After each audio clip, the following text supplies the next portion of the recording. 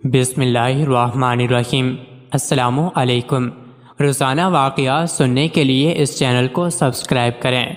عبداللہ بن جدعان بن کعب حضرت ابو بکر صدیق رضی اللہ عنہ کا رشتے میں چچا لگتا تھا۔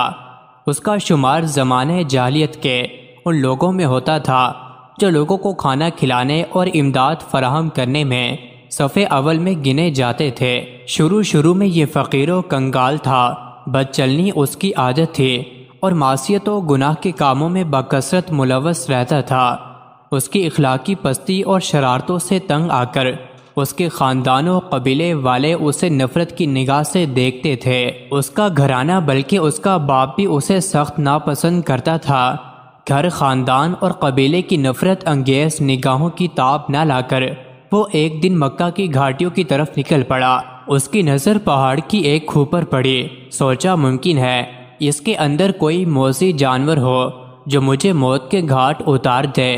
چنانچہ جان بوجھ کر کھو کی طرف بے خوف بڑھا تاکہ خود کو موت کے منہ میں ڈال دے، اور پھر گھر، خاندان اور قبیلے کی طرف سے جس نفرت و بغض کا اسے سامنا کرنا پڑ رہا ہے، اس ذلت و عار سے ہمیشہ کے لیے آرام پا جائے۔ جب وہ غار کے قریب پہنچا تو اسے ایک اژدہا نظر آیا جو لگتا تھا کہ جیسے اس کی طرف بڑھنے کے لیے چھلانگ مارنے ہی والا ہو۔ یہ دیکھ کر وہ کسی خطرے کی پرواہ کیے بغیر اژدھے کی جانب بڑھنے لگا۔ جب اژدھے کے نزدیک ہوا تو اس نے دیکھا کہ وہ تو سونے کا بنا ہوا ہے اور اس کی آنکھوں میں یاقوت لگے ہوئے تھے جو چمک رہے تھے۔ وہ غار کے اندر داخل ہوا۔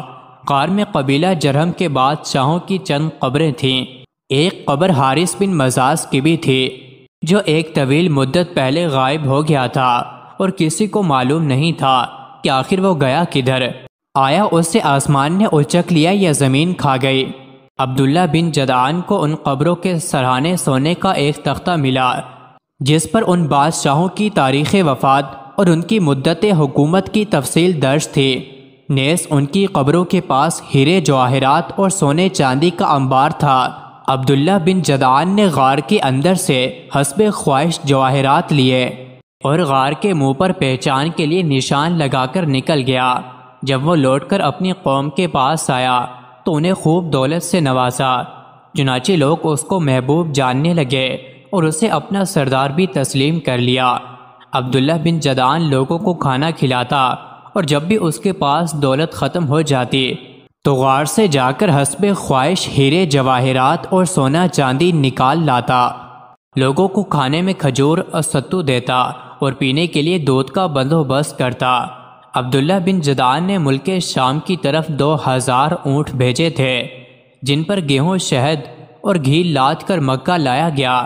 پھر اس نے ایک منادی کرنے والے کی یہ ذمہ داری لگا دی کہ وہ ہر رات خانہ کعبہ کی چھت پر چڑھ کر لوگوں میں کھانے کے لیے دعوت عام کا اعلان کرے۔